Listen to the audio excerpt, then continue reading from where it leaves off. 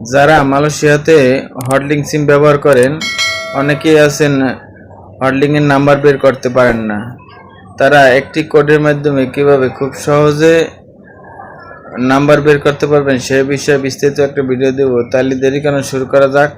যারা মালয়েশিয়াতে হটলিংক সিম চালান তারা খুব সহজে হটলিংক সিমের নাম্বার বের করার কোডটা ডায়াল করতে হবে। প্রথমে তো আপনার *139# এই কোডটি ডায়াল করতে হবে। এই কোডটি ডায়াল করে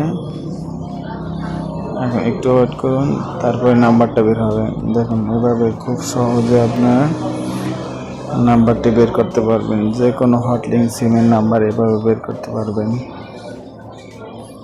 ভিডিওটি ভালো লাগলে শেয়ার করে দিবেন এবং চ্যানেলটি সাবস্ক্রাইব করে দিবেন।